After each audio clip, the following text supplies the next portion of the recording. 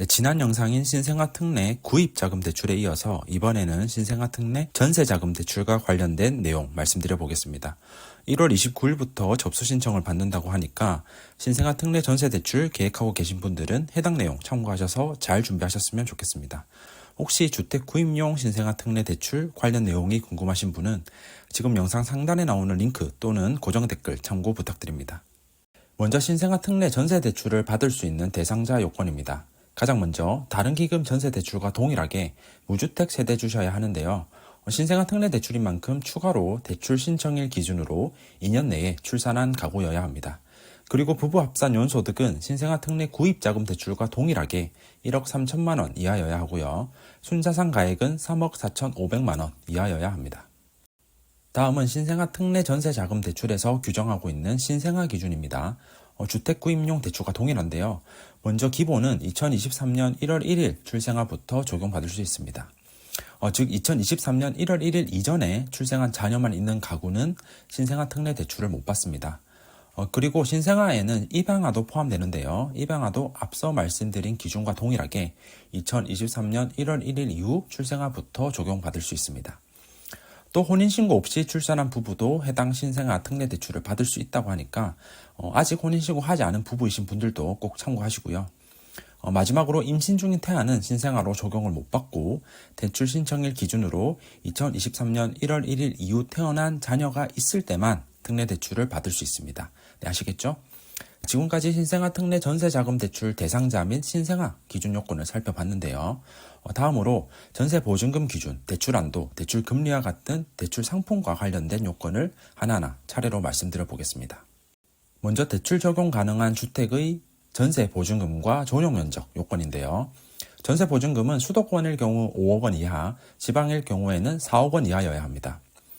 그리고 가장 많은 분들이 개선을 했으면 좋겠다고 생각하시는 요건 중 하나인 전용면적 요건인데요. 출생아 대출인 만큼 다자녀 가구를 고려해서 전용면적 기준을 완화할 것이라고 예상했던 분들이 많으신 것 같습니다. 하지만 아쉽게도 주택면적은 다른 기금 대출과 마찬가지로 전용면적 85제곱미터 이하까지 가능하고요. 단 이때 읍면지역은 전용면적 100제곱미터 이하까지 가능하다고 합니다. 다음은 대출 한도입니다. 대출은 보증금의 80% 이내에서 최대 3억 원까지 가능합니다. 그리고 해당 대출은 전세 대출이기 때문에 기본적으로 전세 계약 기간 종료 시에는 상환을 하셔야 하는데요. 하지만 필요 시 5회 연장이 가능하다고 합니다. 예를 들어서 전세 계약 기간이 2년이라면 2년씩 5회 연장하면 10년 연장이 가능하므로 총 12년 동안 해당 대출을 이용하실 수 있겠네요. 다음은 대환 조건인데요. 기존 이용하고 있는 은행 또는 보험사 등의 전세 대출을 신생아 특례 전세자금 대출로 대환도 가능하다고 합니다. 단 전세 계약 개시일 또는 갱신 계약일로부터 3개월 이내일 경우에만 가능하다고 하네요. 참고하시고요. 다음은 대출금리인 특례금리 관련 요건입니다. 신생아 전세 대출의 특례금리는 자녀 1명당 4년간 지원해주고요. 추가 출산 시 4년 연장해서 총 12년 유지할 수 있다고 합니다. 금리 기준은 연소득 7,500만 원을 기준으로 차등을 주는데요.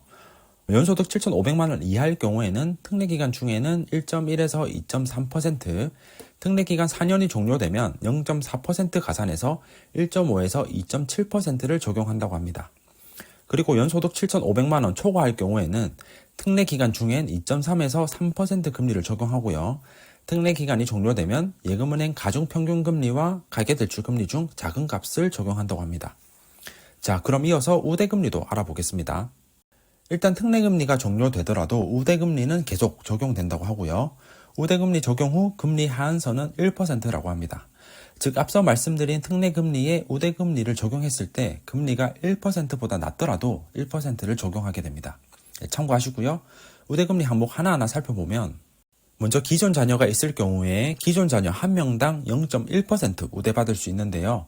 이때 말하는 기존 자녀란 2023년 1월 이전에 출생했거나 대출 신청일 기준으로 출생일이 2년 초과한 자녀를 말한다고 합니다. 그리고 특례 대출을 받고 있는 도중에 추가로 출산을 하게 될 경우에도 우대받을 수 있는데요. 추가 출생 자녀 1명당 0.2% 우대받을 수 있고 이때는 특례 기간도 추가 출생 자녀 1명당 더 연장해 준다고 합니다. 예를 들어서 한 자녀일 때는 추가 자녀가 없기 때문에 우대금리 없이 1.1에서 3% 금리로 이용할 수 있고요. 출산 자녀 1명이 추가되어 2자녀일 경우에는 0.2% 우대를 받을 수 있는데 앞서 말씀드린 대로 금리 하한선이 1%이기 때문에 최종 특례 금리는 1에서 2.8%가 됩니다.